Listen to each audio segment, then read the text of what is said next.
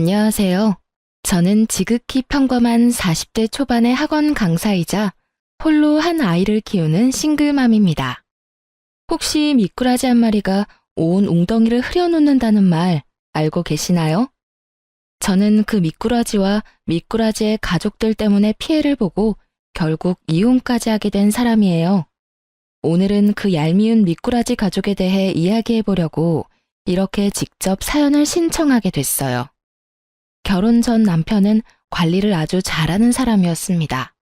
어떤 관리냐면 본인과 본인의 집안에 대해 포장을 아주 잘하는 사람이었죠. 처음에 그 사람에게 들었을 때는 정말 괜찮은 집안이라고 생각했습니다. 시부모 두 분은 가서 직접 뵐 때마다 항상 웃는 얼굴에 저에게 시집와주면 너무 좋을 것 같다며 항상 칭찬을 해주기 바빴어요. 물론 저도 그 사람들의 그런 면만 보고 판단한 건 아니었습니다. 남편은 끊임없이 제게 잘해주었고 당연히 결혼해도 그럴 수 있을 거라고 착각했던 것뿐이죠. 물론 저도 결혼하고 나서도 남편이 저한테 그렇게 헌신적일 거라고 100% 믿지는 않았습니다. 그렇잖아요. 결혼하고 바뀌는 사람이 얼마나 많은데. 그런데 결혼을 하고 보니 상황은 생각보다 복잡했습니다. 남편과 시모는 욕심이 많은 편이었습니다. 결혼 전에는 정말 전혀 몰랐던 부분이었습니다. 제가 가지고 있는 것들도 툭하면 욕심내며 지나가는 말로 우리한테 주면 안 되겠냐는 식으로 말하곤 했습니다. 처음에는 저도 농담을 하시는 거라고 생각했는데 듣다 보면 그게 아니라는 걸 알 수 있어요. 게다가 남편은 음식점을 운영 중이었습니다. 그런데 욕심이 많으니 식당을 운영함에 있어서도 굉장히 실속 봐가며 운영을 하더군요. 장사라는 것이 그렇게 졸라매기만 한다고 더 되는 게 아니잖아요. 제가 장사에 대해서는 잘 모르지만 갈수록 짜게 구는 바람에 단골이고 뭐고 다 떨어져 나간 것 같더라고요. 그렇게 가게 매출은 항상 신통치 않아서 매번 생활에 쪼들리곤 했습니다. 그런데 그 정도는 봐줄 수 있어요. 솔직히 가게야 잘 될 수도 있고 나빠질 수도 있죠. 그리고 남편이 못 벌면 제가 벌어도 되는 일이잖아요. 그래서 의외로 그 부분은 제게 스트레스를 주는 건 아니었어요. 그보다 더 문제였던 건 신우이의 존재 때문이었습니다. 남편과 시댁은 신우가 하는 말이라면 똥으로 매주를 쓴다 해도 믿을 정도로 이상하게 맹신하더군요.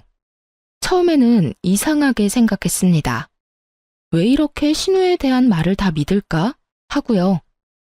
신우는 어릴 때 도둑이 든 걸 발견해서 집을 구해준 적이 있었다고 하더라고요. 그리고 그 뒤로 집안 사람 모두 신우 말을 잘 듣는다고 하더라고요. 뭐, 이해할 수 있는 일이긴 했습니다. 그런데 문제는 그런 신우가 결혼 후 저를 탐탁치 않게 생각한다는 거였어요. 결혼 전에는 새언니랑 친하게 지내는 게 좋을 것 같다며 과하게 친한 척 하더니 1년 만에 제게 반감을 표했어요. 처음에는 왜 저를 저렇게 싫어하나 싶었는데 나중에 알게 됐어요. 신우 생일에 자기가 원하는 선물이 있었는데 제가 그때 남편 벌이가 시원찮아 10만 원짜리 선물을 줬거든요.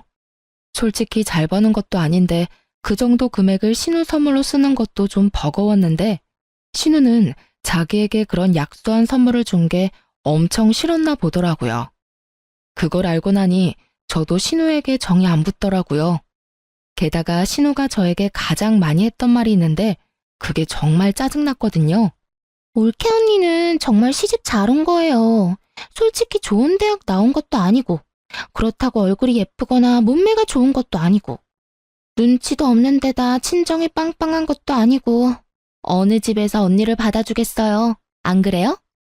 모두가 있는 곳에서 이딴 말을 하는 신우와 그걸 듣고도 별말 없는 남편과 시모를 보며 저는 매번 속으로 욕만 했어요. 신우는 저보다 더 안 좋은 대학을 나왔는데도 그리 이야기하는 걸 보니 그냥 어이가 없었어요.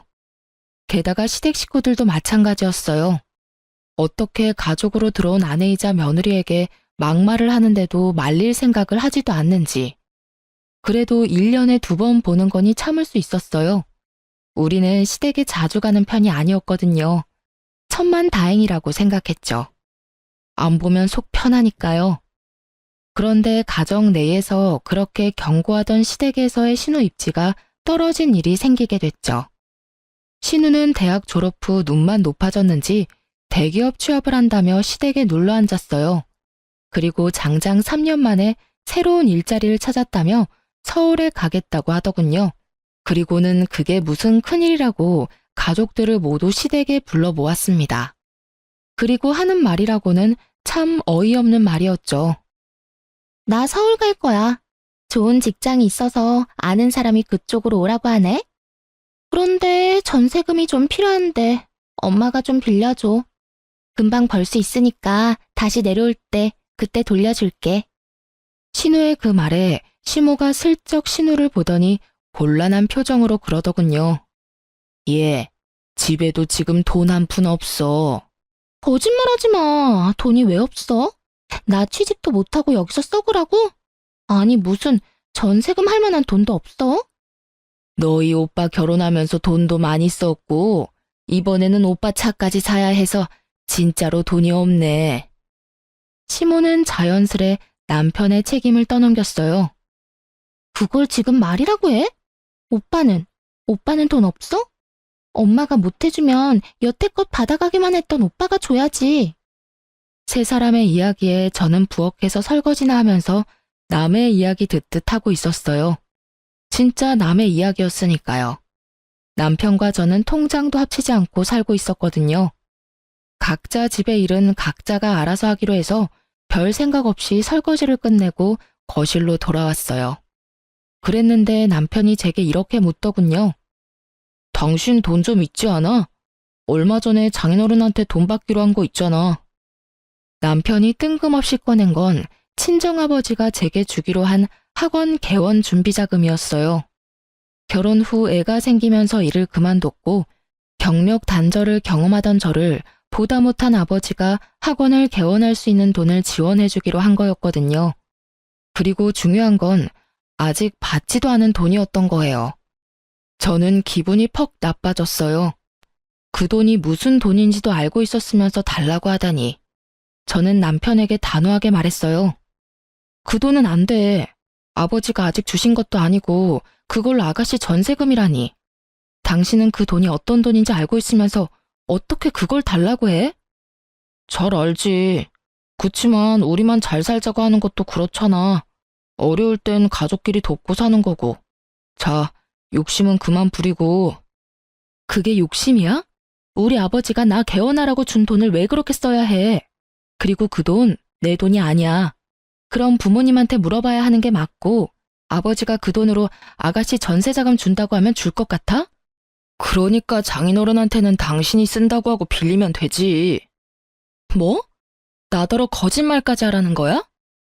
거짓말이라기보다 선의의 거짓말이라고 생각해. 당신은 가만 보면 욕심이 많더라. 왜 그렇게 악착같이 하나도 안 뺏기려고 하는 건데? 솔직히 내 동생이 남도 아니잖아. 누가 욕심이 많아. 솔직히 우리 집 힘들 때 당신이 도와준 적 있어? 처가댁은 잘 살잖아. 뭘 또 도와주고 말고 해.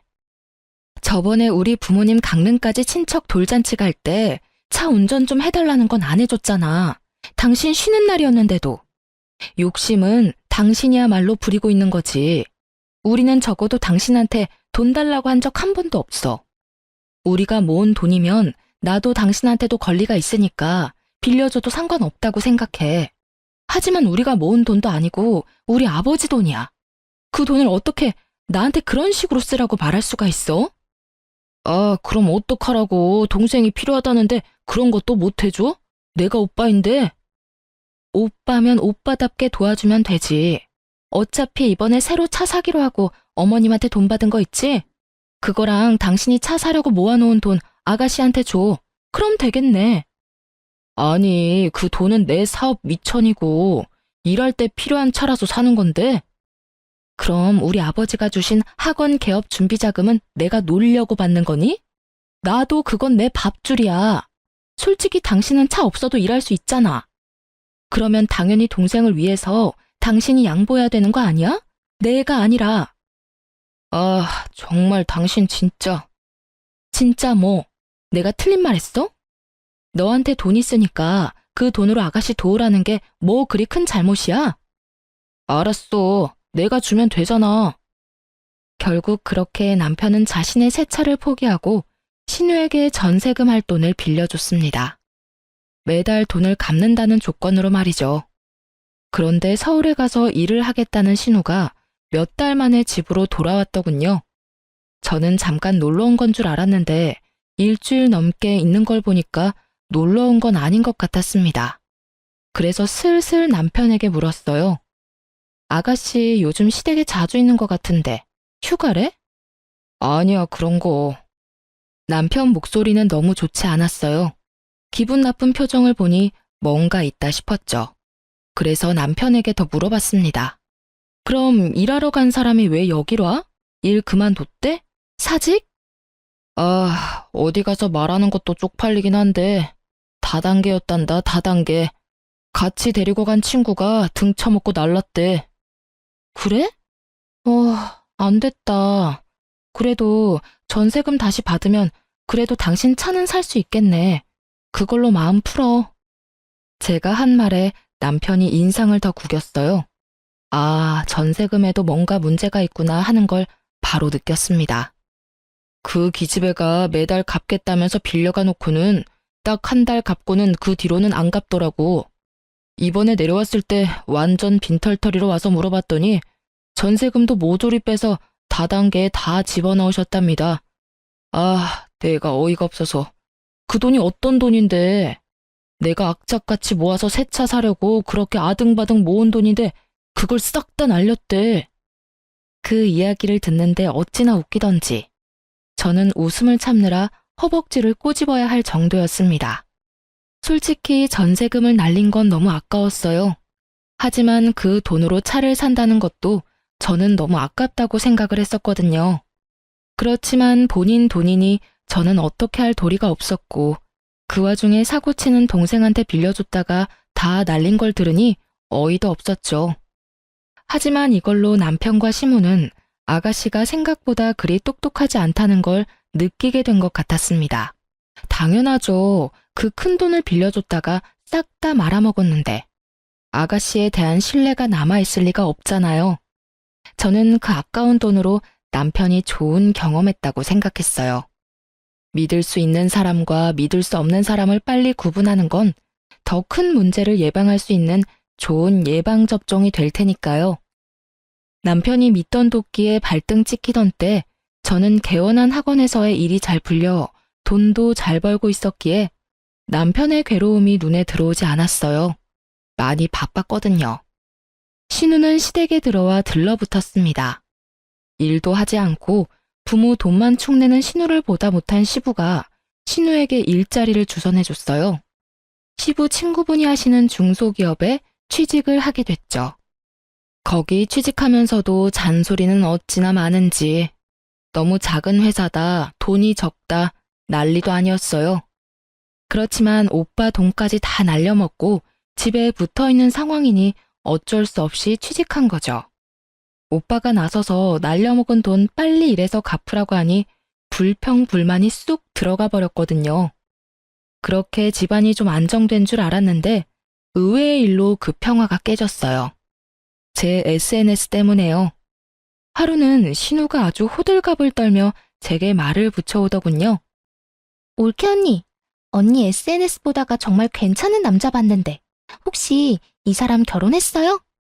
신우가 콕 집어 보여준 남자는 저의 어린 시절 소꿉친구였어요. 어릴 때 같은 아파트에서 자란 친구로 저희 친정엄마와 그 친구 엄마가 친한 사이였거든요. 계모임도 여전히 하고 있기도 하고 일단 집이 가까워요. 저희 본가와 얘네 본가가 윗집 아랫집이거든요. 이 친구는 괜찮은 애였어요. 성격도 착하고 직업도 괜찮았죠. 그런데 딱 한 가지 때문에 여태 결혼을 하지 못하고 있었어요. 바로 가족 때문이었는데요. 홀어머니의 누나가 위로 셋이나 있는 결혼 상대자로서는 좀 부담스러운 가족 구성이었거든요. 그것만으로도 놀라는데 그 홀어머니 성격도 상상 이상이었거든요. 직원 수도 꽤 되는 에스테틱을 운영 중이신 세련된 분이에요. 그렇지만 친구인 우리들에게도 깐깐하게 구시는데 여자친구라고 하면 용모단정, 품행방정, 순종적인 여자가 아니면 눈에 들어오지도 않는 모양이더라고요. 저희 엄마가 이야기한 적 있었거든요. 저러다 아들 노총각 되어봐야 정신 차릴 거라고. 신우를 소개시켜주면 분명히 신우가 피볼 것 같다는 생각에 저는 일단 난색을 표했습니다. 아가씨, 이 친구는 안 될 것 같으니 다른 사람을 찾아보는 게 어떨까요? 그리고 원래 가족끼리 선자리 봐주고 그러면 나중에 말이 많아서. 에이, 그러지 말고 한 번만 소개시켜줘 봐요. 혹시라도 좋게 풀리면 엄마가 뭐라도 해주겠죠. 안 해줄걸요 하고 속으로 생각하며 저는 싱긋 웃었어요. 제 거부의 의사를 읽었는지 신우가 시모에게 쪼르르 달려가 이르더군요. 엄마, 올케 언니한테 남자 소개해달랬더니 안 된대. 엄마가 좀 어떻게 해줘봐. 시모는 제게 그 남자가 뭐 하는 사람인지 학력은 어떤지 꼬치꼬치 캐묻더라고요. 어머님, 이 친구는 아가씨가 좋아하는 유명 대학 나온 것도 아니고 집도 잘 사는 거 아니에요. 아니, 그럼 너는 우리 딸이 뭐가 모자라서 그런 남자 소개도 못 받게 하는 거야? 너 설마 우리 딸 무시해서 그런 행동하는 거니? 그런 거 아니고 아가씨가 항상 저한테 말하던 거 있잖아요. 이 친구도 대학도 좋은 곳 나온 것도 아니고 시댁이 빵빵한 것도 아닌데 혹시 소개시켜줬다가 아가씨한테 욕 얻어먹을까봐 그래요. 항상 제가 그렇다면서 욕하셨잖아요. 제 말에 신우가 어색한 표정으로 눈치를 보며 중얼거리더군요. 내가 언제 그런 말 했다고. 항상 그렇게 말해서 저는 아가씨한테 아무나 소개해주는 건 좀 꺼려져서요. 욕먹는 건 저만 먹으면 되지 굳이 친구 욕 듣게 만드는 것도 좀. 대놓고 신우의 행동을 꼬집어 반박하는 제 말에 시모가 버럭하더군요. 그런 소리를 뭐하러 가슴에 묻어놔? 그냥 철 모르는 애가 아무 말이나 짓거린 걸 가지고. 그걸 막아야 하는 게 어른의 할 일이라고 말해주려다 참았어요. 신우는 그 뒤로 쫓아다니며 제게 친구를 소개해달라며 난리더군요. 그쯤 되니 남편이 나섰습니다. 그냥 소개 좀 해줘. 뭘 그렇게 비싸게 굴어? 비싸게 구는 게 아니라 내가 욕 얻어먹을까봐 그렇지. 내 동생 그렇게 까다로운 애 아니야. 아가씨가 아닌데? 뭐? 내 동생이 어디가 별론데 퇴짜를 놔? 얼굴만 반반한 게. 대기업 다니잖아. 어쨌든 난 욕 얻어먹기 싫어. 그래서 안 해줄 거야? 끝까지 쫓아다닐 텐데. 그 이야기를 들으니 한숨이 나오더군요. 봐서 좋은 얼굴도 아니고 매번 얼굴 붉히는 신우와 마주치는 것도 참 힘든 일이긴 했죠. 그 생각만 하면 그냥 확 소개시켜줄까 하는 생각을 했어요. 혹시라도 잘 되면 신우가 저한테 앞으로는 그런 안하무인인 태도를 취하지 못할 테니까요. 그렇게 두 사람을 소개시켜주면서 잘 될까 싶었는데 이게 무슨 일인가요? 신우가 조신하게 군 건지 몰라도 두 사람이 덜컥 결혼식 날까지 잡았다고 하더라고요. 그 덕분에 저는 친구에게 상품권을 선물 받았어요. 솔직히 말하면 이 돈도 받을 기분이 나는 건 아니었거든요. 신우가 어떻게 내 친구와 그 시댁을 구워 삶아서 결혼을 했는지 모르겠지만 저 성격이 들통나지 않을 리가 없다고 생각했거든요. 그래서 저는 친구에게 받은 상품권으로 친구 집에 들어갈 가전을 해줬어요. 어차피 신우 집이고 결혼하면서 당연히 뭐라도 해달라고 당당하게 요구할 테니 이걸로 퉁치면 될 거라고 생각했죠. 그런데 신우의 성격이 드러날 것을 걱정하던 제게 들려온 건 뜻밖의 소식이었어요. 아가씨가 허구한 날 친정에 돌아와 시모를 붙들고 눈물바람을 일으키고 있다는 말이었죠. 남편에게 그 이야기를 듣고 처음에는 어안이 벙벙했어요. 그 신우가 못 버티고 이렇게 매번 운다고? 그렇지만 섣불리 관심을 둘 생각은 없었어요. 관심 있는 척이라도 하다가 불똥 튀면 큰일이라고 생각했거든요. 그런데 하루는 시모가 저에게 시댁에 잠시 오라고 하더군요. 일을 마치면 꽤 늦은 시간이라 다음날 가겠다고 했는데 오늘 당장 오라며 강조하길래 어쩔 수 없이 저녁에 지친 몸을 이끌고 시댁으로 갔어요. 그래, 왔니? 여기 와서 앉아봐라. 저는 시모가 시키는 대로 거실에 앉았어요. 그런데 거실에는 시모 혼자만 있는 건 아니었어요. 신우가 눈이 퉁퉁 부은 채 거기 앉아 있더라고요. 너희 신우이 눈 퉁퉁 부은 거 보이지? 네, 눈이 많이 부었네요. 울었어요? 올케 언니, 어떻게 그렇게 모르는 척 할 수가 있어요? 척이 아니라 진짜 몰라요. 저 지금 방금 여기 왔거든요. 내가 지금 시댁에서 어떤 취급 당하는지 올케 언니는 다 들어서 알고 있잖아요. 물론 아무것도 몰랐습니다. 그 친구랑 소꿉친구라고 해도 그렇게 세세한 것까지 이야기하는 친구는 아니었고 두 사람의 일과 관련된 건 절대로 제게 이야기하지 말라고 그 친구에게 신신당부를 해뒀거든요. 중간에서 끼이면 골치 아프니까요. 누구한테 뭘 듣는데요. 시댁에서 일이 있었으면 시댁 가서 풀어야지. 여기 와서 저를 부르면 일이 해결이 돼요? 엄마, 봤지? 올케 언니 진짜 냉정해. 자기가 나를 이렇게 만들어 놓고. 제가 아가씨 온 거랑 무슨 상관이 있는데요. 알아듣게 이야기를 좀 해봐요. 오늘 얘 시어머니가 얘한테 뭘 시켰는지 아니? 일 그만두고 남편 내조나 하라고 했단다. 이게 세상에 어느 나라 일이야? 여자는 왜 일도 못하게 해? 내조하라면 할 수 있어. 그런데 일 그만두고 어머니 따라다니면서 하나부터 열까지 다 배우라잖아. 저번엔 제사 지내면서 내가 아무것도 모른다고 어머님이 얼마나 구박을 하는지. 아니, 어떻게 첫 술에 배가 불러. 나중에 하다 보면 다 늙게 되어 있는 건데. 그제야 언뜻 감이 왔어요. 완벽을 추구하는 신우의 시모와 그저 놀면서 식탁에 숟가락만 얹고 싶은 신우 사이에 알력 다툼이 생긴 것 같더라고요. 친구가 대기업을 다니면서 돈 버는 건 나쁘지 않으니 신우에게 일 그만두고 시모와 다니며 집안일이며 시댁 관한 일들을 가르쳐줄 생각이었던 것 같더라고요. 그런데요? 그런데요? 지금 그런데요라는 말이 나와요? 언니가 날 그 사람한테 소개시켜줬잖아요. 왜 그때 시댁이 이런 곳인지 이야기도 안 해줬어요? 제가 그 집에 시집 가본 것도 아닌데 그 집에서 며느리를 어떻게 대하는지 제가 어떻게 알아요? 그리고 서로 좋아서 결혼했으면 그런 일이 있을 때는 남편한테 이야기해야지. 왜 저한테 와서 이야기하시는 거예요? 지금 말하는 의미를 모르겠네요. 올케 언니가 소개시켜줬으니까 언니가 책임져야죠. 어이없는 신우 말에 저는 눈만 껌뻑거리고 있었어요. 제가 뭘 들었나 싶었거든요. 허구한 날 애가 울면서 친정에 오는데 어떻게 가만히 있어? 네가 소개시켜줬으니까 네가 책임져.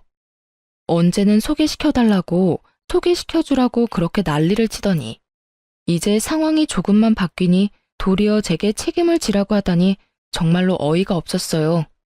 어머님, 책임을 어떻게 질까요? 솔직히 저 그때 소개 안 해주겠다고 계속 거절했었잖아요.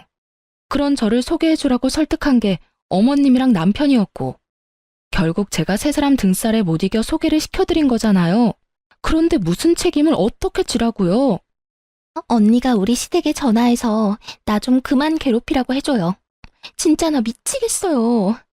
제사는 뭐가 그렇게 많은지 게다가 행사도 많고 매번 그런 일 있을 때마다 요리며 청소며 나한테 다 맡기고 이건 며느리가 아니라 노비잖아요.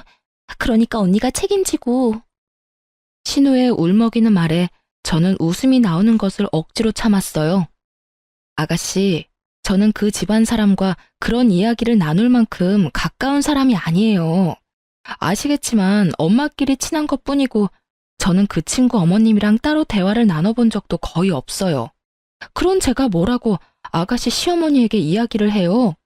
솔직히 그건 선을 넘는 거라고 생각해요. 그러니까 이 부분은 아가씨가 감당할 문제죠.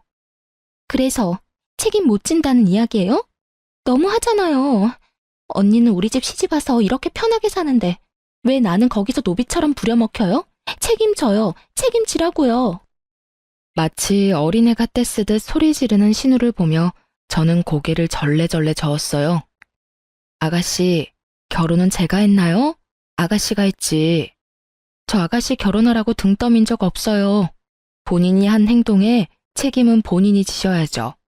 하물며 결혼이라는 큰일에 제가 협박이라도 했으면 모를까 말리려던 사람한테 책임지라고 하는 건 아닌 것 같네요. 올케 언니. 빽 소리를 지르는 신우를 보며 저는 소파에 놔두었던 가방을 어깨에 걸었어요. 그리고 어머님, 아가씨가 시댁일로 마음 고생하는 거 싫으셨으면 사돈댁에 직접 말씀해 주세요. 저한테 말해봤자 바뀌는 거 없고 해줄 수 있는 것도 없고 그냥 서로 마음만 상하니까요. 제가 그렇게 이야기하자 시모가 얼굴 한가득 당황한 표정으로 저한테 소리를 지르더군요. 너 어디서 그런 말을 시어머니한테 해? 그럼 어머님이 저한테 그 일을 책임지라고 한 건 상식적으로 맞는 말이긴 해요. 결혼을 내가 하라고 등 떠민 것도 아닌데 바쁜 와중에 이리저리 휘둘리며 시댁까지 불려온 제 생각은 안 해보셨죠? 아니, 뭔 놈의 시댁이 매번 이딴 식이야? 내가 한 일도 아닌데 책임을 지라니. 결국 최대한 참고 넘기려던 저도 빵 터지고 말았고 그때 시댁 현관문이 열리며 남편이 들어왔어요. 오빠, 올케 언니 좀 봐. 엄마한테 대들어서 지금 난리도 아니야. 뭐? 그게 무슨 소리야? 그 사람이 그럴 일이 없는데? 가서 한번 보라고. 남편이 뛰어들어오자 시모가 한마디 하더군요. 아이고, 내가 집안에 사람을 잘못 들였어. 시어미를 이렇게 홀대하고 막대하는 며느리인 줄 알았으면 머리 싸매고 널 반대했을 게다. 어떻게 이런 식으로 나한테 막말을 해? 막말이 아니라 바른 말이죠. 도대체 무슨 일들인데 이래요? 남편이 묻자 시모가 입을 꾹 다물었어요. 저는 남편에게 상식적인 반응을 기대하며 말했어요. 아가씨가 시댁에서 마음고생을 많이 한다고 나를 불러서 나한테 책임지라고 하시네? 당신도 알다시피 나 계속 아가씨가 내 친구 만나는 거 막았어. 결혼은 아가씨가 선택해서 다 해놓고 이제 와서 힘들다고 나한테 책임지라고 하는데 내가 어떻게 화가 안 나? 그런 것 때문에 화난 거였어? 그럼 그냥 잘 타이르면 될 일이지. 왜 엄마랑 이렇게 드자비질을 해? 나도 처음에는 좋게 이야기했지. 꾹꾹 참았다고. 그런데 끝까지 나더러 책임을 지라고 하잖아. 나도 오늘 늦게까지 일하느라 힘들고 지쳤는데 왜 그딴 쓸데없는 일로 불려와야 하는데? 자기의 일은 스스로 하자. 몰라? 내가 협박했어? 등 떠밀었어? 하지 말라는 거 해놓고 결국은 남 탓. 시어머니도 시어머니지만 신우도 그래. 어떻게 나한테 책임 전가를 하려고. 오빠, 이거 봐. 우리 집에 아주 이빨을 드러내잖아. 푸념 정도는 할 수 있잖아. 그걸 못 참고 엄마랑 나한테 화를 내고. 그게 푸념이에요? 힘든 사람 불러서 정신적으로 한계까지 몰아붙이는 게. 오빠, 이 상황은 모두 새언니가 잘못한 거야. 아니다. 엄마가 올케 언니한테 위자료 청구하면 되지. 거기에 나에 대한 정신적 위자료까지 청구하고. 여태까지 우리가 새언니한테 못한 게 뭐가 있어? 새언니가 우리한테 못한 것만 가득인데. 그거 가족끼리도 가능한 건가? 선을 훨씬 넘어버린 신우의 말과 거기에 동조하는 듯한 남편의 말에 저도 열이 심하게 받았어요. 당신 진짜 왜 이래? 뭐? 정신적 위자료? 그 돈 줄 바엔 차라리 당신이랑 이혼을 하고 말지. 근데 당신이 시댁까지 와서 이렇게 행패 부리고 있는 건 사실이잖아. 지금 꼴을 보라고. 당신이랑 어머님은 아가씨가 하는 말이라면 똥으로 매주를 쏜데도 믿을 사람들이잖아. 거기다가 지금 이 상황에서 누가 봐도 피해자는 나라고. 나는 아무것도 모르고 일하다가 어머님한테 불려서 여기까지 와서 이런 소리 듣고 있는 거라고. 근데 왜 내가 정신적 위자료를 줘야 하는데? 내가 받았으면 받았지. 정말 당신 나하고 이혼하고 싶어서 그래? 참다 못한 저는 강력한 한 방을 날렸습니다. 솔직히 말해서 이게 이혼까지 갈 상황은 아니라고 생각은 했어요. 하지만 저 사람들 하는 이야기 들어보니 제가 이 정도로 세게 나가지 않으면 해결될 게 아무것도 없을 것 같더라고요. 역시나 그런 생각이 먹혀든 건지 남편은 제게 미안하다며 변명을 하더군요. 여보, 이혼이라니. 나는 그런 생각으로 한 이야기 아니야. 그런 말 하는 게 얼마나 자기 딴에는 마음이 안 좋았겠어. 뭐야, 오빠? 지금 언니 편 드는 거야? 내가 있는데, 내가 지금 이렇게 힘든데 왜 언니 편을 드는 거야? 넌 좀 가만히 있어. 여보, 미안해. 앞으로는 그런 실언 안 할게. 헤어지다니. 우리 애도 아직 어리고. 남편이 저 자세로 나올 수밖에 없는 이유를 저는 잘 알고 있었습니다. 지금 현재 우리 집에서 돈을 더 많이 버는 사람은 저였거든요. 거의 모든 가게의 생활비를 담당하고 있다 보니 저에게 매달릴 수밖에 없었겠죠. 그렇지만 솔직히 용서가 되지를 않더라고요. 어떻게 신우 말 한마디에 저한테 정신적 위자료 운운할 수 있는지. 그래서 당분간 냉랭한 시간이 지속됐죠. 저는 제가 당연히 화를 내도 되는 상황이라고 생각했어요. 사과만 하면 다인가요? 제가 이미 상처를 다 받았고 시댁이 제게 상처를 준 장본인들인데. 그런데 며칠 뒤에 청천벽력 같은 말을 남편이 제게 하더군요. 할 이야기 있어. 잠깐 가게로 와. 나 이제 불려가고 그러는 거 싫으니까 당신이 집에 와서 얘기해. 일방적인 통보에 저도 일방적인 통보로 응수했습니다. 그날 저녁 남편이 집으로 걸어 들어오는데 표정이 그리 좋지 않더군요. 무슨 할 말인데? 빨리 해. 피곤해서 씻고 자고 싶으니까. 우리 이혼하자. 당신이 우리 엄마랑 동생한테 그동안 나쁘게 대한 것 솔직히 용서하고 싶지 않아. 당신이랑 나랑 잘 안 맞는 것도 안 맞는 거지만 우리 집이랑 당신이 너무 안 맞아. 다 필요 없으니까 우리 이혼해. 저는 정말로 당황했습니다. 왜 갑자기 이 남자 입에 이혼하자는 말이 나온 건지요? 제가 이혼하자고 말해도 모자랄 판인데. 이혼? 당신 진짜 나한테 이혼하자는 거야? 그래, 이혼. 당신이 하고 싶다고 했던 이혼. 재산 분할이며 위자료며 다 법대로 처리할 거야. 나중에 별말 나오지 않도록. 괜찮지? 위자료 같은 소리하고 앉아있네. 이보세요. 위자료는 잘못한 사람이 피해를 당한 사람한테 주는 거야. 지금 이 상황에서는 누가 보나 내가 피해를 당한 사람이라고. 지나가는 사람 100명 붙들고 100명한테 물어봐. 다 당신네 가족들한테 문제가 있다고 할걸? 그런데 뜬금없이 나한테 위자료? 그거야 소송해보면 될 일이고. 어쨌든 이혼하자. 당신이랑 더는 같이 살고 싶지가 않아. 정말 어이가 없었습니다. 이렇게 일방적이고 갑작스럽게 이혼을 통보할 수 있나요? 싸워서 홧김에 그렇다고 하기에는 남편이 서류까지 들고 왔더라고요. 열은 받았지만 그래도 이렇게 갑작스러운 일에 저도 감정적으로 대응할 수 없어서 남편에게 시간을 갖자고 말했어요.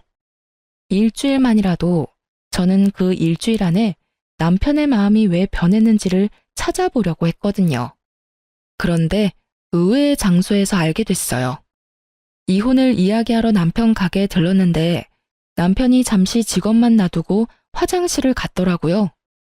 그때 노트북 화면에 남편이 나누고 있던 메신저 대화 내용이 눈에 보이더라고요. 실시간으로 대화 내용이 갱신되는데 보다가 뒷목 잡을 뻔했어요. 신우랑 나눈 대화였는데 고 여우 같은 신우가 남편에게 열심히 바람을 불어넣고 있더군요.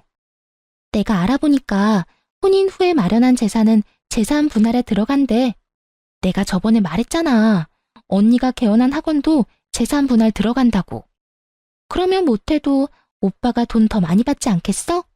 게다가 언니가 우리 집에서 못되게 굴던 거 증거 찾아서 위자료 소송해도 되고. 어딜 보나 오빠한테는 이득이지. 갑자기 이혼하자는 건 결국 돈 때문이었어요. 그러면서 재산 분할 나오면 꼭 너한테도 떼어줄 테니 걱정 말라는 남편놈 대답까지 다 봤어요. 그걸 보고 나니 남편과 대화를 하려고 기다릴 필요가 없더군요. 나가려던 그때 남편놈이 들어오더군요. 순식간에 꼴 보기 싫어지더군요. 무슨 이야기 하러 왔어?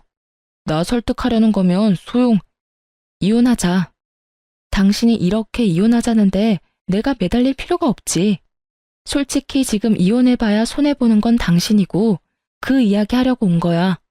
그럼 이혼 서류 내놔. 내가 지금 당장 작성해서 줄 테니까. 정말? 제가 이혼을 해주겠다고 하니 남편 놈이 갑자기 당황하더라고요. 왜? 내가 안 해줄 것 같았어? 해줄게 하면 되지. 뭐가 문제야? 나중에 딴 말하기 없기야. 그리고 진짜로 법대로 다 나누기로 하는 거 알지? 안다니까. 걱정하지 마. 저는 남편 놈의 얄팍한 수에 코웃음을 치며 이혼을 하기로 했어요. 그리고 이혼은 소송으로 진행됐습니다. 저도 변호사를 찾아갔죠. 그리고 이혼 판결이 났는데 남편이 제게 위자료를 지급하고 재산 분할도 제가 원하는 것만큼 나왔더라고요. 그런데 판결 이후 남편 놈에게서 전화가 왔어요. 받지 않으려니 제 학원까지 쳐들어왔더군요. 결국 밖으로 데려나가서 이야기를 했어요. 전 남편은 지나치게 흥분한 상태였어요. 당신 중간에 무슨 짓 했어? 재산 분할도 엉망진창이고 위자료는 내가 왜 당신한테 줘야 하는데? 왜? 뭐가 잘못됐어? 아, 내가 있는 학원이 재산 분할에 들어가지 않은 것 같아서 그래? 제 말에 전 남편이 허를 찔린 듯 아무 말을 못하더군요. 내가 그 속셈 모를 줄 알았어? 학원까지 날름하고 싶었나 본데 그거 내 명의로 설립된 학원 아니야. 실제로 아버지가 운영하는 학원이고 나는 거기에서 고용되어 일하는 직원이지. 이제 설명이 됐어? 뭐? 그거 학원 개원 자금이었다며. 그런데 왜 장인어른 이름으로 되어 있어? 당신이나 시어머니나 옛날부터 신우한테는 간이며 쓸개며 다 빼다 줄 것처럼 굴길래 아버지한테 아버지 이름으로 해달라고 내가 부탁했어. 내 이름으로 되어 있으면 언제 뺏길 줄 모르잖아? 저번에도 돈 받기 전에 신우 전세금으로 뺏길 뻔했고. 당신 진짜 너무하다. 그래놓고 어떻게 나한테 그렇다는 말 한마디를 안 했어? 내가 왜 해야 하는데? 아버지 재산인데 아버지가 어떻게 하든 아버지 마음이지. 너야말로 너무한 거 아니야? 신우 말에 홀라당 넘어가서는. 여보, 미안해. 이거 없던 일로 하면 안 될까? 나 당신한테서 위자료 받을 거라고 철석같이 믿고 대출로 외제차 샀단 말이야. 이거 못 갚으면 진짜 나 파산이라고. 알아서 해. 언제는 나한테 허락 맡았어?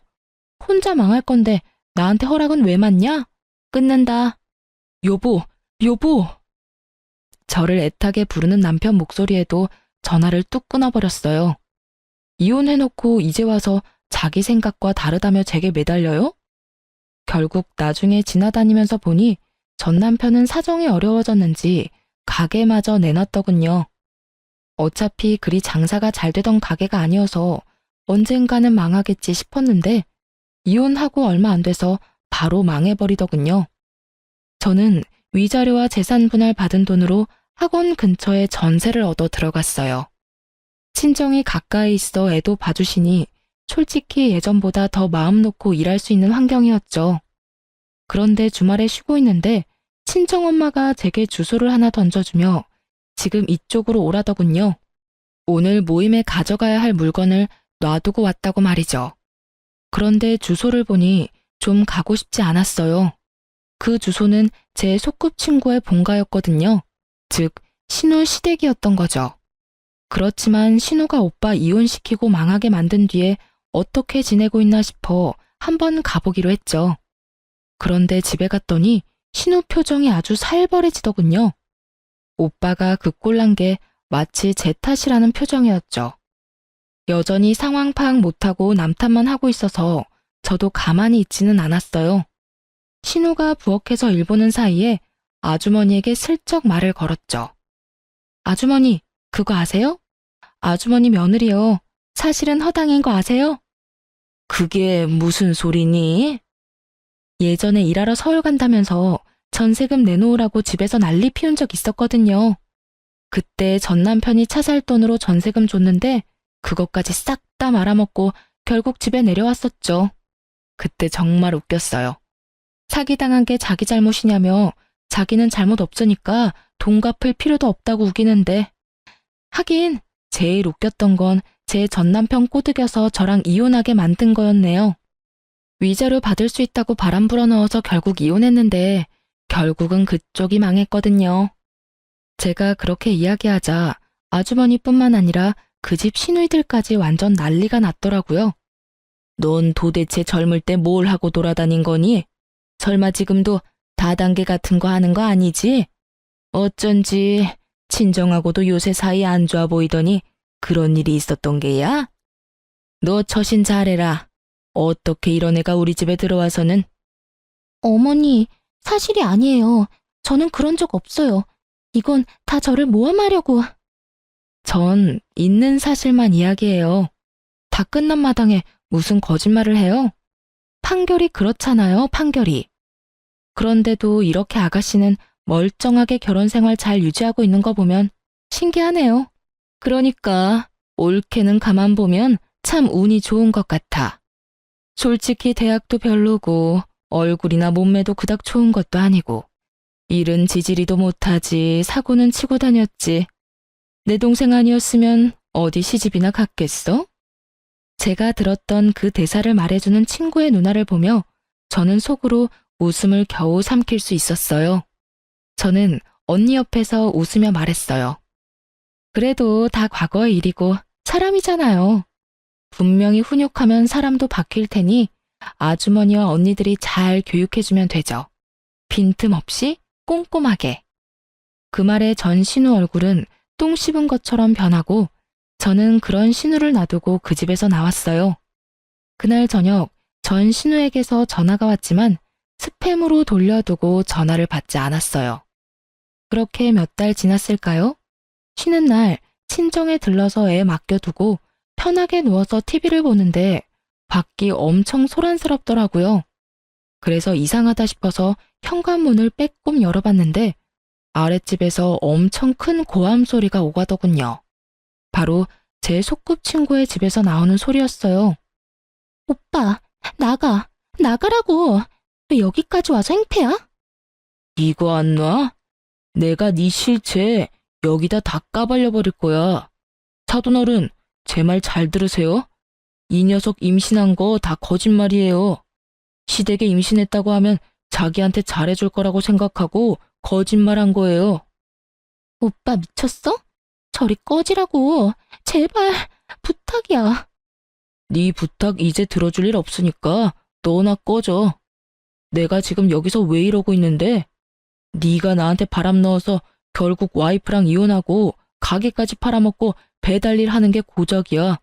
그런데 너는 책임질 생각은 전혀 없이 나한테 뭐?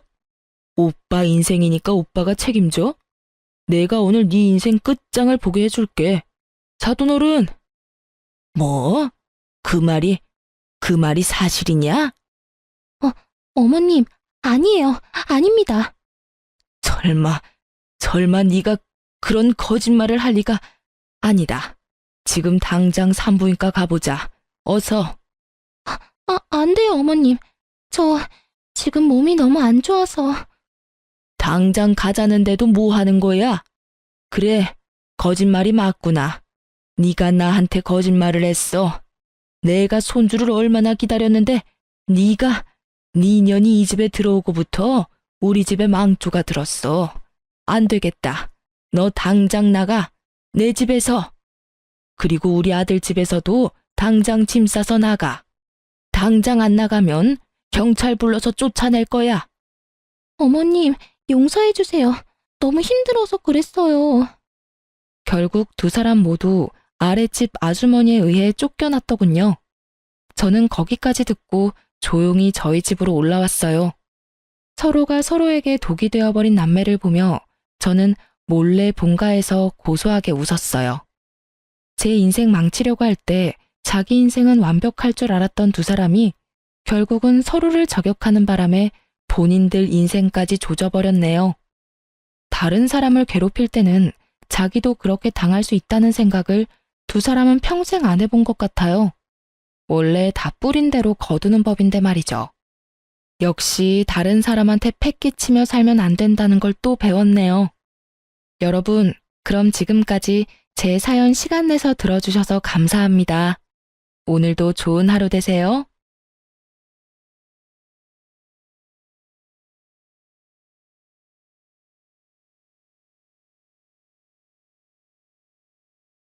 안녕하세요. 저는 평소 출근을 하며 사연을 즐겨 듣는 애청자입니다. 그런 제가 살면서 가장 잘한 일을 꼽으라면 단연 이혼을 뽑곤 하는데요. 어쩌다가 이혼이 가장 잘한 일이 되었는지 한번 들어보실래요? 남편과 전 같은 회사 선후배 사이로 제가 선배이고 남편이 후배였어요. 남편은 제 마음에 들지 않는 후배였고 남편 역시 제가 마음에 들지 않는 선배였죠. 그렇게 저흰 한마음 한뜻으로 눈만 마주쳤다 하면 싸워댔고 싸우다 정든다더니 죽어라 싸우다 보니 어느 순간부터 그 싸움이 재미있기도 한 것 같고 어쩌다 웃는 남편의 얼굴이 잘생겨 보이기도 하고요. 그러다 정신을 차려보니 불꽃 튀기게 싸우던 저희는 불꽃 튀기게 사랑을 하고 있더군요. 그렇게 남편과 전 짧은 연애를 하곤 결혼까지 하게 되었어요.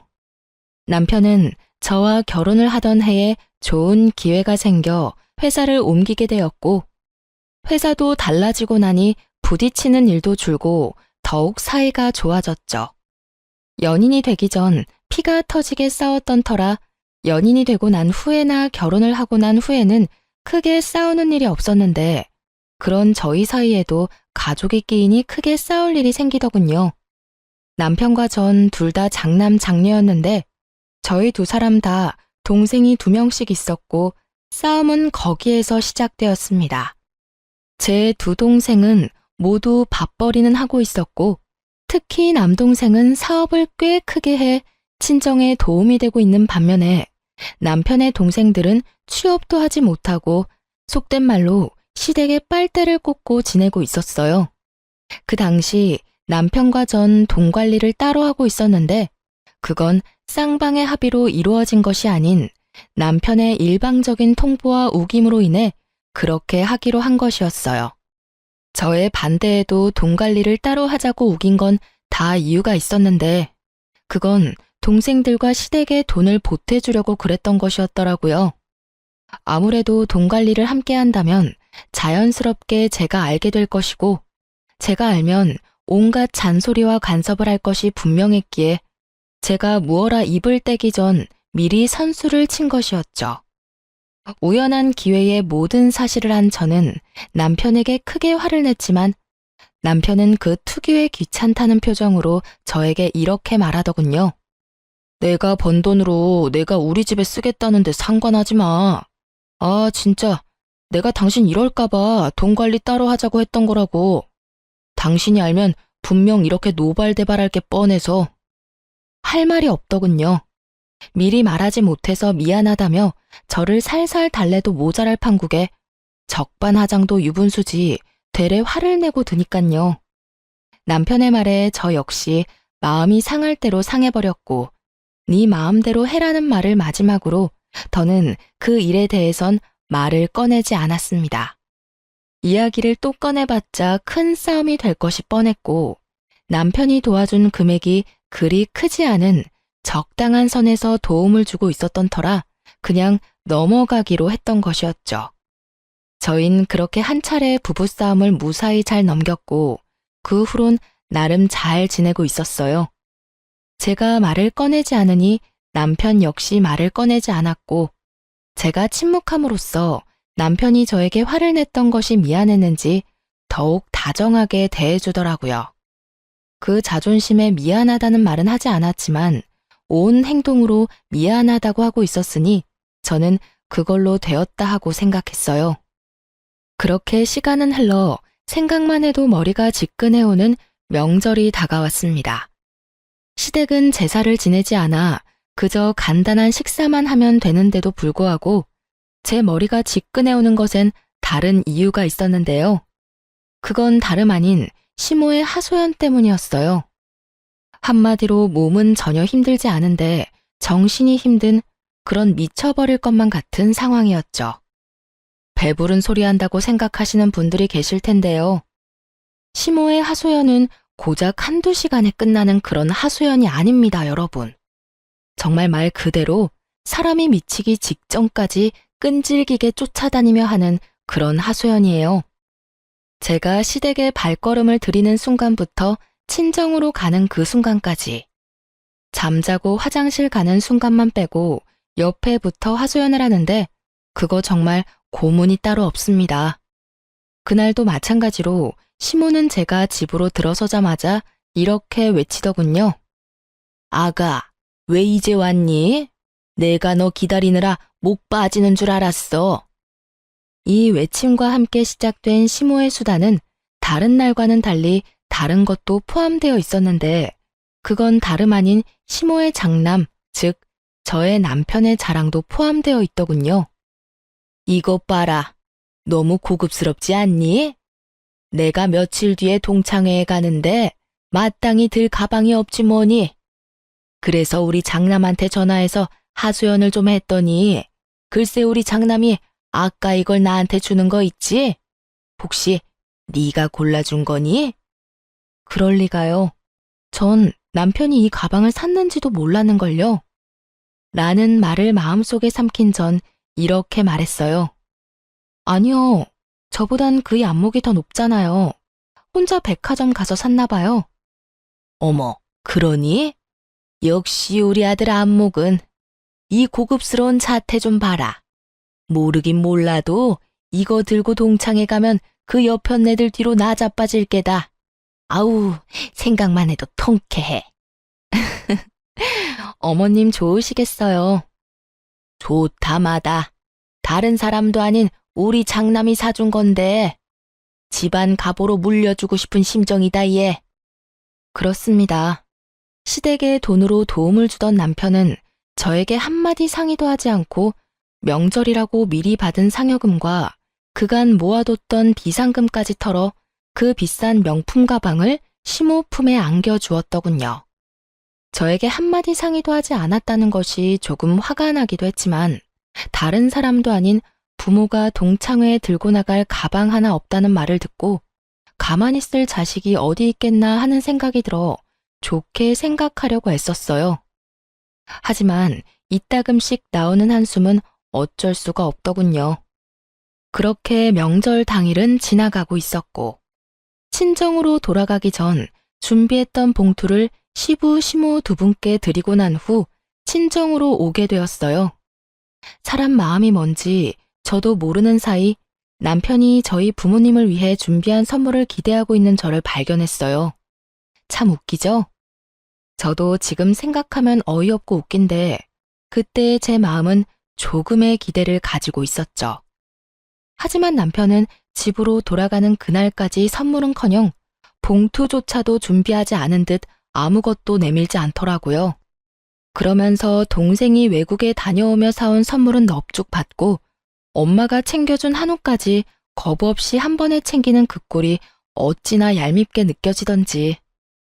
그렇게 집으로 돌아온 저는 더는 참지 못하고 남편에게 따져 물었어요.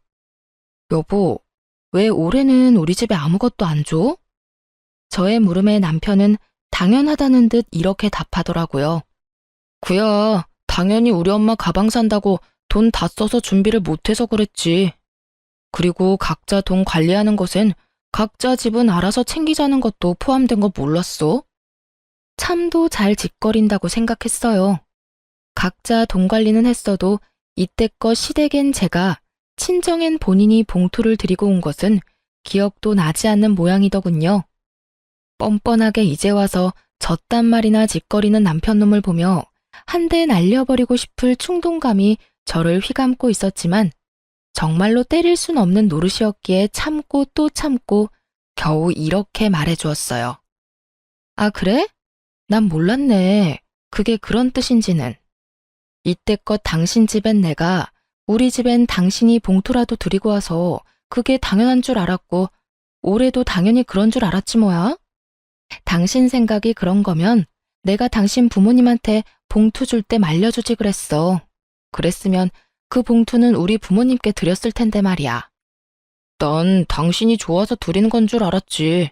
그리고 그 정도는 드릴 수 있잖아? 하여튼 앞으로는 각자 집에 각자 알아서 하자. 그 편이 깔끔한 것 같아. 그래? 그러면 그렇게 하도록 하자. 나야 당신 집에 신경 끄고 우리 집만 신경 쓰면 된다고 하면 더 간편하고 좋지. 그래, 그렇게 해. 그렇게 저흰 합의를 보았고 그 후 남편과 전 서로 아닌 척하지만 서먹해지는 관계를 느끼고 있었죠. 서서히 남편과 제가 멀어지는 와중 전 남동생의 가게에 볼 일이 있어 잠시 들렸고 그곳에서 어이없는 광경을 보게 되었어요. 그건 다름 아닌 제 남동생의 가게에 일하고 있는 도련님과 시누이의 모습이었죠. 이게 도대체 무슨 일이야? 왜 저 두 사람이 여기서 일을 하고 있어? 그게 사실은 매형이 전화가 왔었어. 우리 가게에 사람 구하는 걸 봤다면서. 그러면서 하는 말이 아직 자기 동생들이 취업을 못해서 그러는데 일 좀 시켜주면 안 되냐고 부탁을 하더라고. 그래서 겸사겸사에 알겠다고 했지 뭐. 아무리 그렇다고 해도 저 두 사람을 여기에다 취업을 시키면 어떻게 해? 그러면 어쩌냐? 다른 사람도 아니고 매형이 전화까지 와서 부탁하는데 나라고 뭐 뾰족한 수 있었겠어? 동생은 한숨을 쉬었고 전 두 사람을 바라보았어요. 제가 보고 있는 것을 뻔히 알고 있으면서도 두 사람은 일을 하는 둥 마는 둥 시간만 때우고 있더라고요. 제가 보고 있는데도 저 모양 저 꼴인데 평소 행실이야 물어봤자 입 아픈 행동이었고 전 하나마나한 질문 대신 남동생에게 단호하게 말했어요. 너 잘 들어? 매형이니 누나니 신경 쓰지 말고 시킬 건 정확하게 다 시켜. 그리고 일 못하면 아무것도 신경 쓰지 말고 해고해. 아유, 알겠어. 그런 걱정은 하지도 마. 그렇지 않아도 다른 직원들한테 하는 것처럼 3번까지 말로 경고하는데 그 뒤로도 고쳐지지 않으면 바로 퇴사 처리한다고 못 박아놨으니까. 남동생은 저에게 마지막까지 걱정하지 말라며 저를 안심시켰고 저는 그런 동생을 뒤로한 채 집으로 돌아왔어요. 집으로 돌아오니 저의 혈압을 있는 대로 올려놓은 남편놈은 뭐가 좋은지 휴대전화를 보며 하하호호 한바구음을 짓고 있더라고요. 그 모습에 전 분노가 끌어올랐고 남편에게 따지듯이 묻게 되었죠. 여보, 어떻게 시윤이한테 그런 부탁까지 할 수가 있어? 당신도 잘 알잖아. 그 가게 시윤이가 잠도 제대로 안 자고 밤낮 없이 고생하며 키운 가게라는 거. 그런 가게 어떻게 아가씨하고 도련님 취업 자리를 부탁하냐고. 아니, 마침 가게에 사람 구한다는 공고를 봐서 부탁 좀 했지. 그리고 그럴 수도 있는 거지. 뭐 그런 거 가지고 이렇게 화를 내? 가족끼리 서로 돕고 사는 거지 뭐. 그런 걸로 야박하게 구냐고. 야박하다니 참 어이가 없더군요. 남동생이 하는 가게는 자동차에 관련된 가게였는데 관련 지식이 없다면 그곳에서 할 일이 거의 없다고 해도 무방한 일이었죠. 그런데 자동차라면 개뿔 쥐뿔도 모르는 시누이와 도련님이 그곳에 취업을 했다는데 제가 화가 나지 않게 생겼나요? 그것도 동생이 어떻게 일군 가게이며 사업인 줄 뻔히 아는 저로서는 더욱 화가 치밀어 오를 수밖에 없었죠. 그걸 말이라고 해? 그쪽으로 관련해서 아무것도 모르는 사람들을 왜 부탁을 하냐고. 100번 좋게 생각해서 청소나 전산 업무 같은 걸 본다고 하더라도 그게 2명이나 필요한 일이냐 이 말이야. 부탁을 하려거든 둘 중에 한 명만 부탁할 것이지 왜 둘 다 거기 밀어 넣어놨냐고. 당신 말이 좀 심하다. 그러니까 당신은 내 동생들이 당신 동생 돈이나 축내고 있다. 이 말이 하고 싶은 거지? 하는 일 없이 월급이나 받아간다. 이 말이 하고 싶은 거잖아. 그렇게까지 말한 적이 없는데 남편은 스스로가 찔렸는지 비비 꼬며 말하기 시작했고 저 역시 그날만큼은 그냥 넘어갈 마음이 없었던 터라 참지 않고 할 말을 모두 쏟아내어 버렸어요. 난 그렇게까지 말한 적도 말할 의도도 없었는데 그딴 식으로 말하는 거 보니 당신이 그렇게 생각하고 있었나 보네? 그나마 다행스럽긴 하네. 다른 사람도 아닌 당신이 그렇게 생각하고 있으니 적어도 당신 동생들한테 일 똑바로 하고 월급 받아갈 생각하라는 말 정도는 할 수 있을 거 아니야. 뭐라고? 너 지금 말 다 했냐? 다 했겠냐? 아직 100분의 1도 못했거든? 다른 건 다 생략하고 이 한마디는 할게. 기왕 시작한 일 성실히 열심히 하라고 좀 전해줄래? 방금 가게 갔다 왔는데 난 처음엔 손님인 줄 알았어. 아무것도 안 하고 멀뚱멀뚱 걸레 들고 돌아다니길래 일을 그따위로 하며 월급 받아가면 안 되지. 알겠어? 내 동생이 땅 파서 돈 버는 것도 아닌데 말이야. 너 진짜 말이 너무 심한 거 아니야? 내 말보다 내가 이런 말까지 하게 만드는 이 상황이 너무 심한 거야. 이 심한 상황은 당신이랑 당신 동생들이 만들었고. 다시 한번 말하는데 패 끼치지 말고 잘하지 않아도 되니 제발 열심히만 해달라고 전해줘. 이건 화가 나서 하는 말도 아니고 비꼬는 말도 아니고 당신 동생들을 위해서 하는 말이야. 이왕 시작한 일 시간 낭비하지 말고 뭐라도 배우면 좋을 테니 말이야. 제 말에 남편은 아무런 말도 하지 않았고 그렇게 저희의 대화는 끝나버렸어요. 그날 이후 남편과 저의 사이는 되돌릴 수 없을 만큼 멀어져 버렸고 그러는 사이 친정엄마의 생신이 다가왔어요. 전 매년 하는 대로 식당 예약을 했고 그 와중에 남편은 급하게 처리해야 하는 일이 생겼다며 조금 늦을 수도 있으니 기다리지 말고 먼저 식사를 하라는 연락만 남긴 채 소식이 없더군요. 그리하여 전 준비해둔 선물을 챙겨 혼자 예약한 식당으로 향했고 남편이 말한 대로 먼저 밥을 먹으며 기약 없는 남편을 기다리고 있을 때였어요. 주문한 접시들은 하나둘 바닥을 보이기 시작했고 이제나 저제나 올까 싶던 남편이 어두운 표정을 하고 저희가 있는 룸으로 들어오더군요. 여보, 무슨 일 있어? 저는 걱정스러운 마음에 속삭이듯 남편에게 물었고 충분히 들릴 만한 거리였는데도 불구하고 남편은 아무런 대답이 없더군요. 앞에 놓인 수저 세트의 포장도 뜯지 않은 채 망부석처럼 앉아만 있는 남편 때문에 생신 식사 자리는 그야말로 초상집 분위기가 되어가고 있었어요. 그렇게 무거운 분위기에서 식사가 끝이 나고 뒤이어 나온 차를 입으로 밀어넣는 것인지 코로 밀어넣는 것인지 알 수 없는 그때 남동생이 도저히 안 되겠다 싶었는지 남편에게 물어오더라고요. 왜 형, 무슨 일 있으세요? 표정이 너무 안 좋은데요. 남동생의 물음에 이때껏 무건수행을 하던 남편은 득달같이 화를 내며 동생에게 쏘아붙이기 시작하더군요. 무슨 일? 몰라서 물어? 처남이 내 동생들 잘났다며? 어떻게 처남이 내 동생을 그리 모질게 내칠 수가 있어? 내가 부탁까지 했는데. 그래요. 남편에게 생긴 급한 일은 도련님과 시누이의 일이었고 그 일이라는 건 제 동생이 두 사람을 해고한 것이었어요. 저 역시 전혀 몰랐던 일이기에 동생을 바라보았고 남편의 역성을 가만히 듣고 있던 동생은 긴 한숨을 쉬더니 이렇게 말하더군요. 왜 형, 일단 진정하고 이것부터 보고 화를 내도 내세요.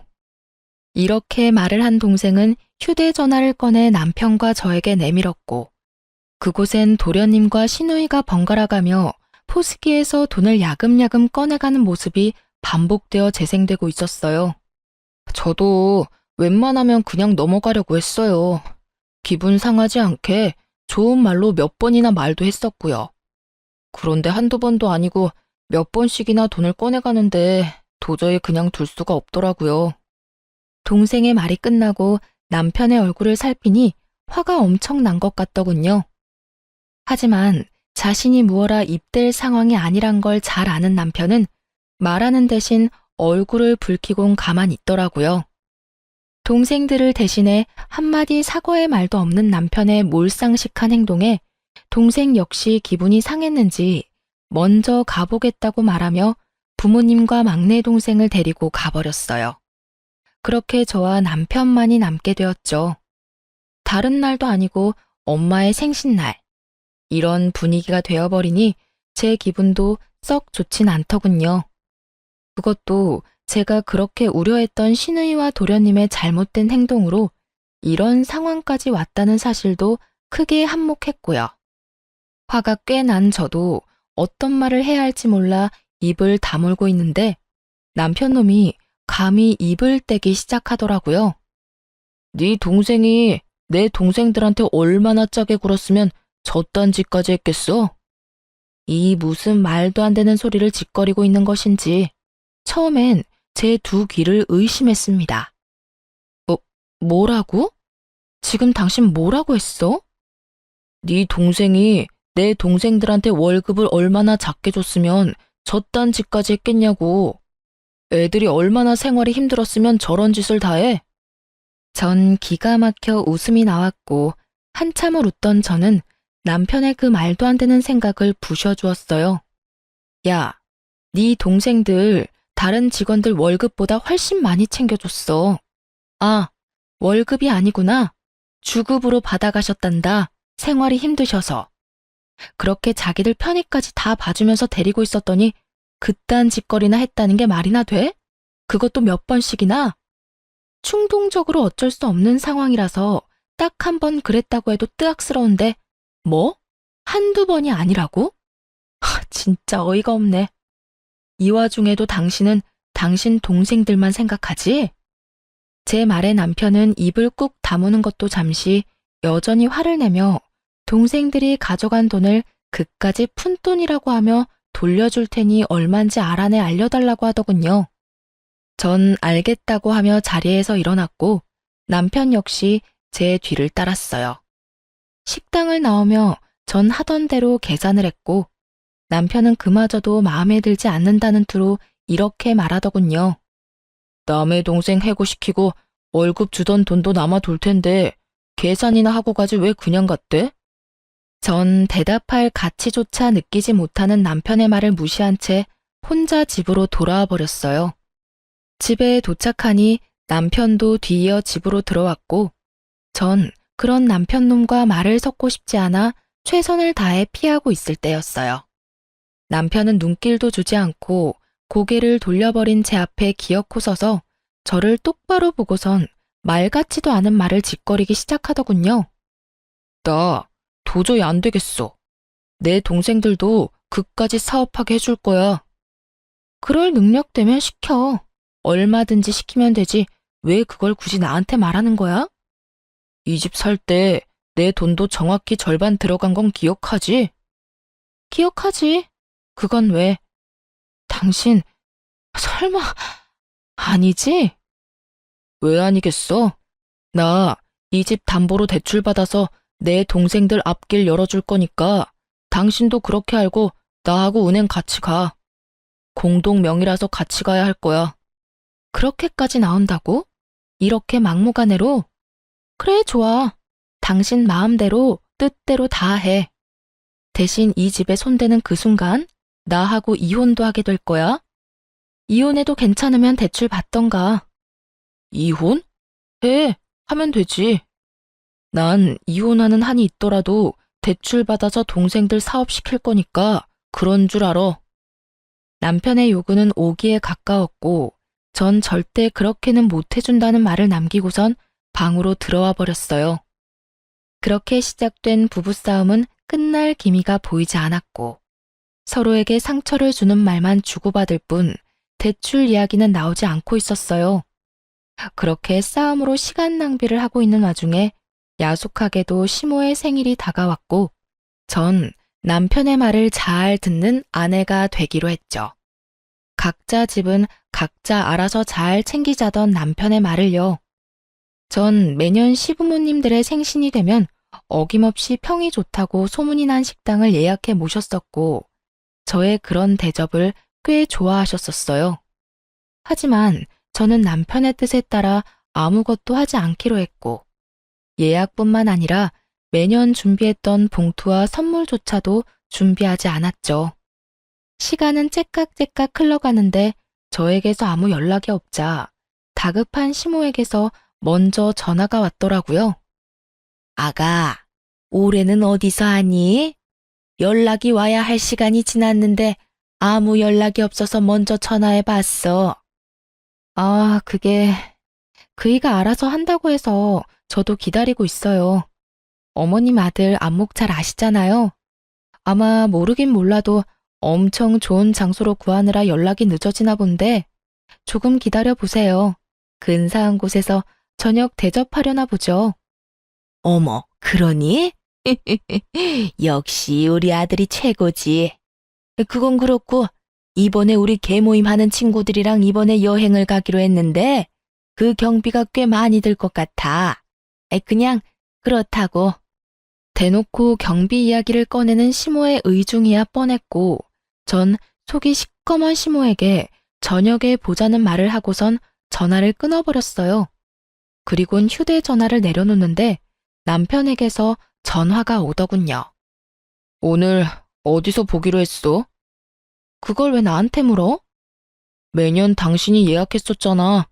올해는 어디 예약했는데? 나 예약 안 했는데? 당신이 앞으로는 각자 집 각자 챙기자고 했잖아. 기억 안 나? 저의 말에 남편은 도리어 저에게 따지고 들며 화를 내더라고요. 당신 진짜 이럴 거야? 매년 당신이 했으면 올해도 당연히 당신이 했었어야지. 내가 왜 그래야 하는데? 각자 알아서 챙기자고 말한 사람도 당신이고 우리 엄마 생일날 버젓이 빈손으로 와서 뚱한 얼굴로 내내 자리만 지키다가 결국 그 자리를 망쳐버린 것도 당신이었어. 그래서 정말 식당 예약 안 했다는 거야? 당신 지금 나한테 복수해? 내가 장모님 생신 자리 망쳤다고 나한테 복수하는 거냐고. 망친 건 알고 있다니 정말 다행이다. 말이 나왔으니까 하는 말인데 당신은 그따위로 행동해놓고 나한텐 어머님 식당 예약까지 바란다고? 뻔뻔한 거야, 생각이 없는 거야? 그리고 난 복수 따위를 하는 게 아니라 당신이 시키는 대로 바라는 대로 해준 것뿐이야. 다시 한번 말하는데 당신이 당신 입으로 그랬잖아. 앞으로 당신 집은 당신이, 우리 집은 나보고 챙기라고. 그래서 하는 말인데 나한테 이럴 시간에 네 엄마 모실 식당이나 알아봐. 저의 말에 남편은 신경질적으로 전화를 끊어버리더군요. 한참 뒤 남편에게선 약속 장소가 어디인지 알리는 문자가 왔고 전 그 장소를 향했어요. 평소 제가 모시던 고급 식당과는 달리 남편이 급히 예약한 곳은 룸식 중식당이었고 그래서 그런지 시작부터 분위기가 좋진 않더군요. 거기에다 매년 떡 케이크까지 주문해서 가지고 갔던 제가 빈손으로 등장하니 명색의 생일 모임은 케이크도 없는 자리가 되어버렸죠. 그래도 자식이 3명이나 되는데 왜 케이크 하나 준비한 인간이 없는 것인지 참 대단하다 싶더군요. 남편도 이런 상황이 민망했는지 분위기를 띄우려 부단히 애써보았지만 남편의 노력에도 분위기는 점점 가라앉기만 하더군요. 그도 그럴 것이 생일 분위기를 띄우기 위해 주문을 하고 나면 바로 생일 선물과 함께 봉투를 내밀곤 했었거든요. 이번엔 식당 예약도 못해 중식당에 앉아있고 생일인데 케이크도 없고 시모품에 안겨 있어야 할 선물과 봉투도 없으니 시모의 표정이 점점 굳어가는 것은 당연한 일이었어요.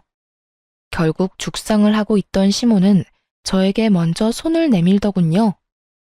혹시 선물 준비 못해서 그런 거라면 매년 주던 봉투라도 줘도 되니 얼른 다오.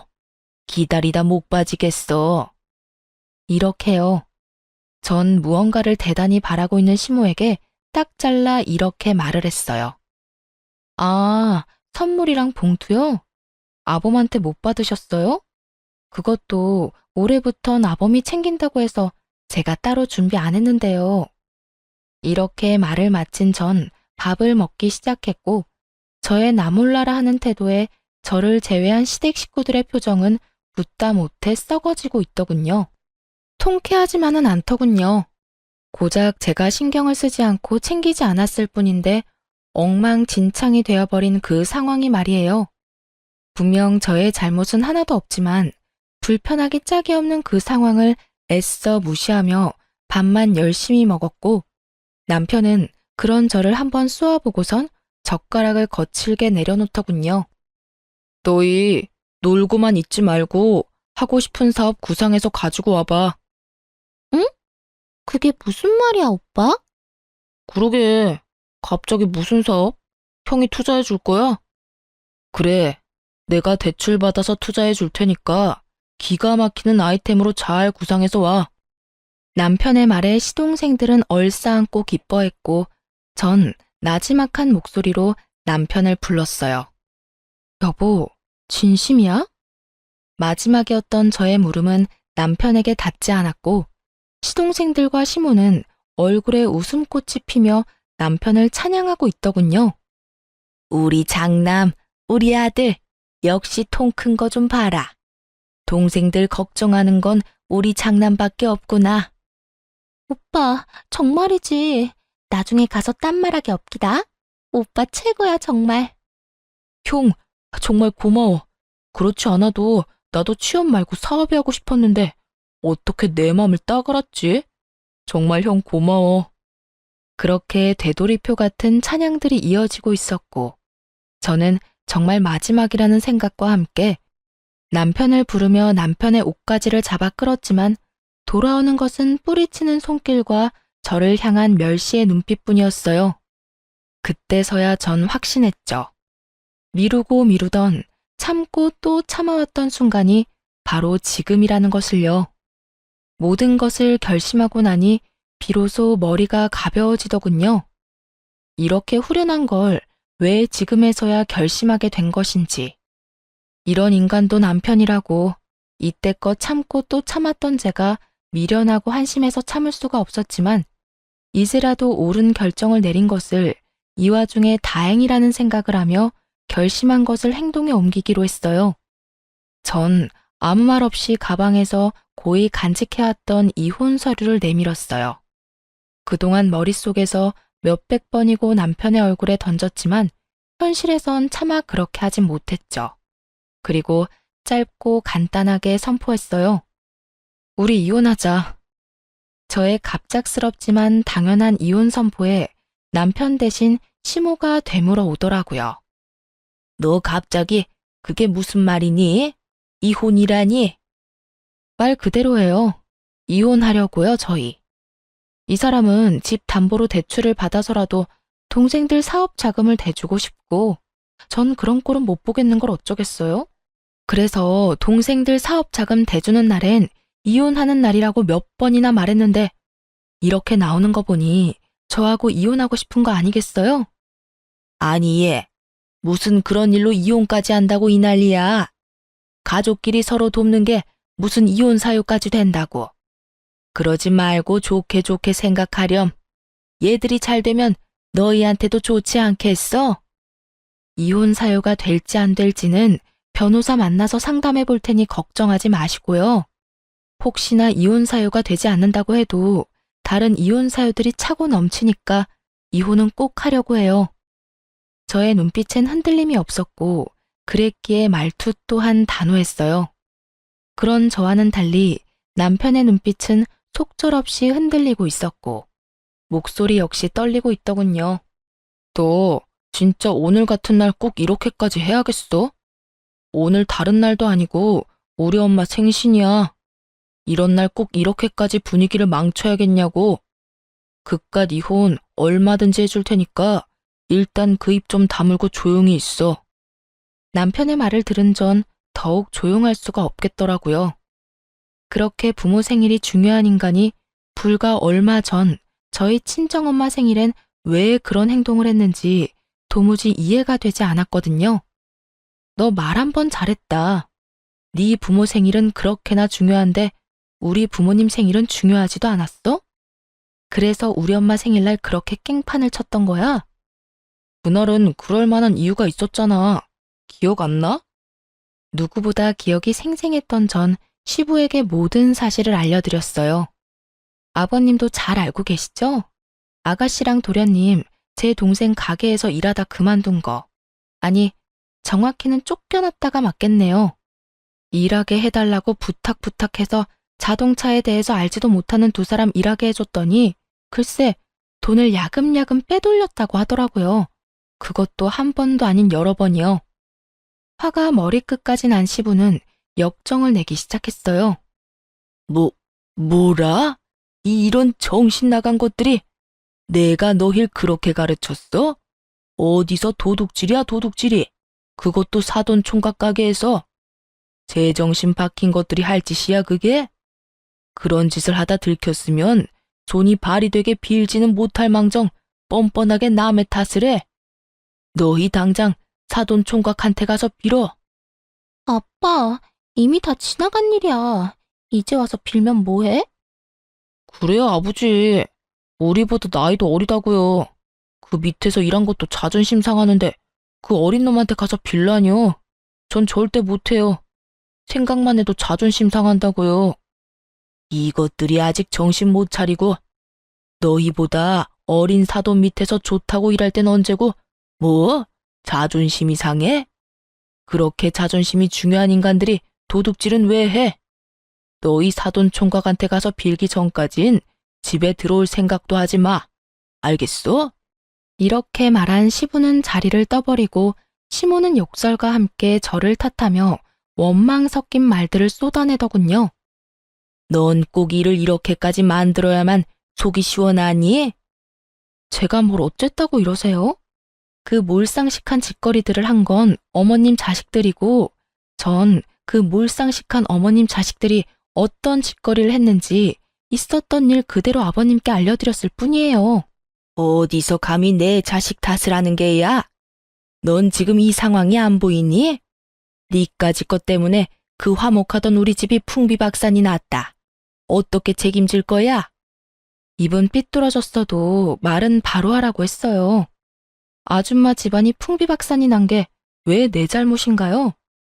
엄연히 그건 남의 가게에서 돈이나 훔치던 저 두 인간이랑 자기 가정은 깨지든 말든 자기 동생들한테 돈 퍼붓겠다고 한 저 사람 때문이죠. 누누이 말씀드리는데 저희가 이혼까지 하게 된 상황에는 제 잘못은 없어요, 아줌마. 뭐라고? 너 지금 뭐라고 했니? 아줌마라고 했니? 그럼 뭘 해도 제 탓으로 돌리는 그쪽한테 계속 예의라도 차려주길 바랬어요? 어떻게 하죠? 저는 그럴 생각이 전혀 없는데요. 저의 발언에 시모의 분노는 극에 달한 듯 온몸을 부들부들 떨고 있더군요. 그런 시모의 세 자식은 입을 꾹 다문 채 저를 노려보고 있었고요. 이혼까지 하겠다고 한 마당에 더는 들어줄 이유가 없던 전 시모에게 한마디 던져주고 그 자리를 박차고 나왔습니다. 아줌마, 제발 부탁인데요. 자식들 교육이나 똑바로 시키고 내 탓을 하려거든 하세요. 네? 집으로 돌아온 저는 남편에게 문자를 보냈어요. 이혼하고 집이 정리될 때까진 집에선 제가 지내겠다고 했고 남편 역시 제가 꼴도 보기 싫었는지 집으로 돌아오지 않더군요. 그 후론 뻔하게 흘러갔습니다. 남편과 시동생들에겐 번갈아가며 입에 담지도 못할 욕설들이 문자로 왔고 문자로 만족하지 못한 시모에게선 전화까지 오더군요. 무슨 일이세요? 왜? 아줌마는 전화도 하면 안 되니? 할 말 있어 전화까지 했으면 말씀하세요. 괜한 시비 걸지 마시고요. 버르장머리 없는 년이 말하는 꼰세하고는 니년 때문에 요즘 우리 집 분위기가 어떤지 알아? 남의 집 풍비박산을 내놓으니까 후련하니? 제 가정도 덕분에 풍비박산이 나서요. 속이 후련한지 어떤지는 잘 모르겠고 지금 바쁜데 할 말 더 있으세요? 이 나쁜 년. 시모는 끝까지 입에 담지도 못할 욕설을 내뱉었고 더는 듣고 있을 수 없었던 전 전화를 그냥 끊어버렸습니다. 시모와의 통화는 의도치는 않았지만 녹음이 되고 있었고 욕설 문자들과 함께 이혼 시 증거로 쓰기로 했죠. 이후 전 이혼 전문 변호사를 선임하게 되었고 그렇게 이혼을 진행하고 있는데 동생의 가게에 시동생들이 와 난동을 피우고 있다는 소식을 듣게 되었어요. 전 이러지도 저러지도 못하고 있는 동생에게 모든 상황을 설명하며 더는 참지 말고 알아서 하라고 했고 저의 말을 들은 동생은 경찰에 신고를 해버렸다고 하더군요. 그렇게 전 통쾌한 마음을 가지고 변호사분과 함께 카페에서 상담을 하고 있는데 남편이 어떻게 알고 찾아온 것인지 카페로 들이닥쳐 난동을 피우기 시작하더군요. 이 미친년이? 너 네 동생한테 뭐라고 했길래 내 동생들을 경찰에 넘겨? 네가 제정신이야? 너 때문에 내 동생들이 깜빵 가게 생겼다고. 당장 네 동생한테 전화해서 내 동생들 빼내라고 말해. 당장. 내가 왜? 그러게. 누가 남의 가게 가서 난동을 피우라고 했어? 얼마나 개판을 만들어놨으면 경찰에 신고까지 했겠어? 나한테 이러지 말고 네 동생들한테나 가서 따져. 이 모든 게 자업자득이니까 말이야. 자업자득 같은 소리 하네. 니년이 네 동생 시켜서 다 이렇게 만든 거잖아. 아, 긴 말 말고 얼른 일어나. 얼른 일어나서 내 동생들 빼내라고. 얼른. 욕은 기본이고 삿대질을 멈추지 않고 해대며 금방이라도 한 대 칠 기세로 쏘아붙이라고요. 이 모든 장면을 저의 맞은편에 앉은 변호사는 숨도 쉬지 않고 보고 있었고 유심히 보고만 있던 변호사는 이윽고 저에게 물어오더군요. 와, 이 정도면 충분히 승소하겠는데요. 혹시 녹음은 하셨나요? 아니요, 미처 그 생각까진 하지 못했어요. 제가 여기 CCTV 어떻게 해서든 구해볼 테니 이혼 걱정하지 말고 집에 가서 푹 주무시면 될 것 같네요. 그러면 상담은 오늘까지 하고 법원에서 보도록 합시다. 미소까지 보인 변호사가 떠난 후 그제야 상황 판단이 된 남편은 도끼 어린 눈빛으로 저를 보더군요. 독한 년, 꼭 이렇게까지 해야 해? 아직도 모르겠어? 상황을 이렇게까지 몰고 온 건 당신하고 당신 가족들이야. 내가 뭘 어쨌다고 이래? 내 가족들이 어쨌길래 이렇게까지 하냐고. 그걸 모른다는 사실이 놀랍지도 않다 정말. 여기까지 쫓아와서 피해자 코스프레나 하는 걸 보니 시간이 남아 도는 것 같은데 그럴 시간에 이혼할 준비나 해. 저의 말을 들은 남편은 제가 반응할 틈도 없이 저의 뺨을 때려버렸고 전 그 자리에서 곧바로 경찰에 신고를 해버렸어요. 남편은 경찰서까지 가게 되었고 소식을 들은 시모와 시부가 저를 찾아왔더군요. 시모만 왔었더라면 절대 합의란 없었을 텐데. 며느라기야, 나를 봐서라도 한 번만 용서해주면 안 되겠니? 이 모든 게 자식 잘못 키운 내 탓이다. 이렇게 내가 용서를 비마. 미안해. 정말 미안하단다. 고작 내 사과로 네 마음이 풀어지진 않겠지만 그래도 한 번만 마음 넓게 쓰고 내 못난 자식들 좀 구해주렴. 응? 평소 저에게 잘 대해주던 시부가 이토록 진심으로 용서를 구해오는데 안 된다 싫다는 말이 차마 나오지 않더군요. 그래서 동생과 함께 남편뿐 아니라 시동생들도 합의를 해주게 되었어요. 그 후 저의 이혼은 순조롭게 진행되었고 남편 시댁 식구들에게 각각 위자료를 받고 이혼하게 되었어요. 집은 판 후 정확히 반반으로 나눠 가졌고요. 그렇게 1년 저는 저대로 잘 지내고 있었어요. 결혼 후 싸웠던 기억이 더 많았던 터라 이혼에 대한 후회보단 왜 그런 인간이랑 결혼을 했을까에 대한 후회가 남아있을 뿐이었죠. 그러던 어느 날 퇴근을 하는데 회사 앞에 전 남편이 기다리고 있더군요. 행색이 눈뜨고 볼 수도 없을 만큼 형편없는 전 남편이요. 여기까지 무슨 일이야? 그게 할 말이 있어서 왔는데 어디라도 들어가서 이야기 좀 할까? 이러면서 저를 잡아 끄는데 순간 소름이 온몸에 돋아 그 손을 획 뿌리쳐버렸어요. 그럴 생각 없으니까 내 몸에 손대지 마. 할 말 있으면 여기서 짧게 하고 얼른 꺼져. 마주하고 있는 것도 역겨우니까.